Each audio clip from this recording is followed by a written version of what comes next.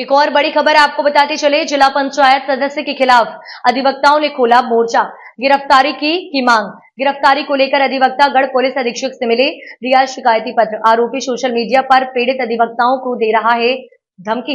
बैनपुरी में बीते 31 मई 2024 को टैक्स बार एसोसिएशन के अधिवक्ता विकास नंदन कुलश्रेष्ठ, जिला पंचायत सदस्य शुभम सिंह पुत्र कंस प्रसाद के अलावा राकेश अनुज यादव उर्फ डब्लू आज अन्य 4-5 लोगों ने घर जाते समय रास्ता रोककर जानलेवा हमला कर दिया था और बोलेरो सवार महिलाओं सहित कई लोग घायल बताए जा रहे हैं, जिन्हें 108 एम्बुलेंस द्वारा मध्य प्रदेश के चंदेरी स्थित अस्पताल भिजवाया गया, जहां उनका इलाज जारी है। जहां कुछ लोगों की हालत गंभीर होने पर ललितपुर जिला चिकित्सालय रेफर किया गया। यहां बोलेरो कार ललितपुर जिले के थाना पाली क्षेत्र के अंतर्गत चीमना गांव से मध्य प्रदेश के चंदेरी स्थित बामौर कला की ओर से राजगढ़ गांव एक गमी में शामिल होने जा रहे थे।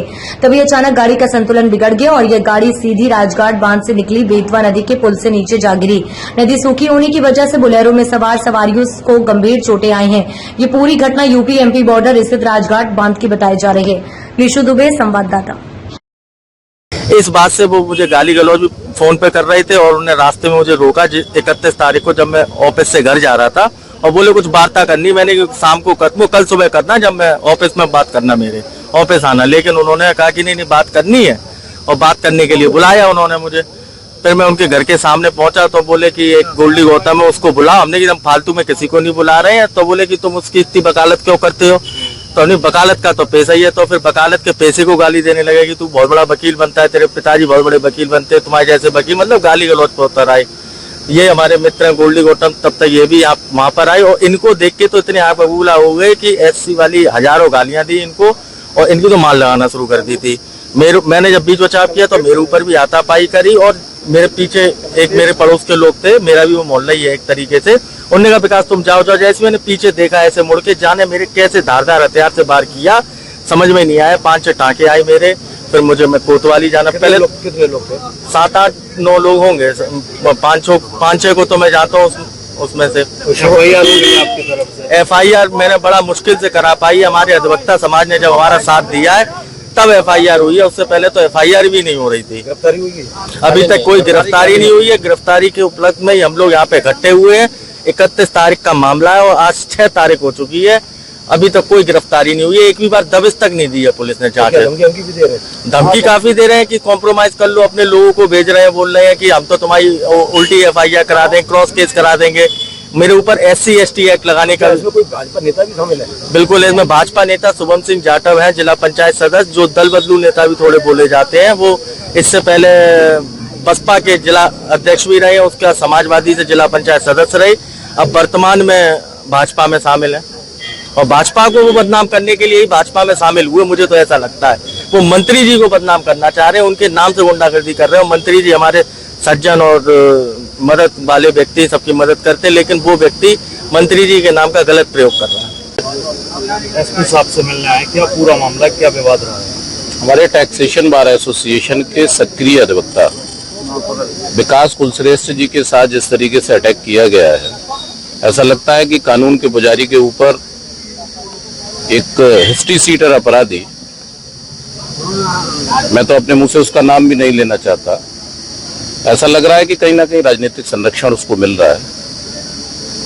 आपके माध्यम से इस बात को कहना चाह रहा हूं कि हम लोग वेल नोन पर्सन होते हैं कानून के। जिस तरीके का अटैक हुआ है, पुलिस ने संज्ञेय धाराओं में मुकदमा लिखा है। आपके माध्यम से प्रशासन से और अभी कप्तान साहब से इस बात को कहा है कि संज्ञेय अपराध का अपराधी लगातार घूम रहा है खुलेआम और वकीलों पर इस तरीके के अनर्गल आरोप लगा रहा है। इससे ऐसा प्रतीत हो रहा है कि कहीं ना कहीं कोई प्रोटेक्शन है। मैं समय रहते प्रशासन से ये मांग करता हूं, संज्ञेय अपराध का अपराधी जेल की सलाखों के अंदर अतिशीघ्र किया जाए।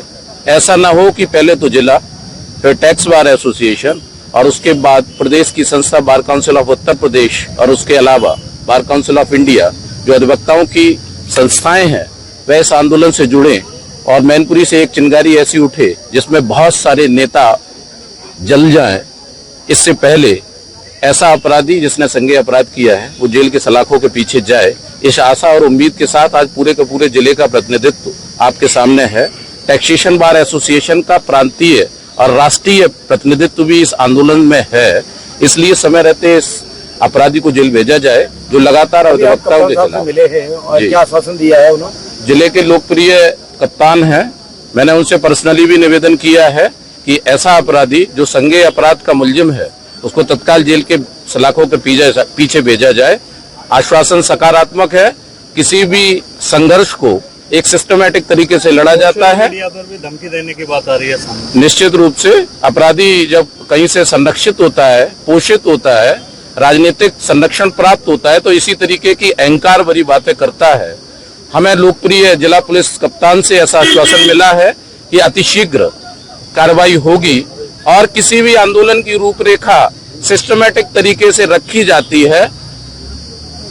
चूंकि टैक्सेशन बार एसोसिएशन के पैड पर और विभिन्न संगठनों के पैड पर हमने अपनी बात को उठाया है, जिला बार एसोसिएशन के सभागार में हम लोग जा रहे हैं, आगे की रूपरेखा तय करेंगे, समयबद्ध और चरणबद्ध तरीके से रूपरेखा तैयार की जाएगी। निश्चित रूप से शुभम सिंह को जेल की सलाखों के पीछे जाना ही होगा।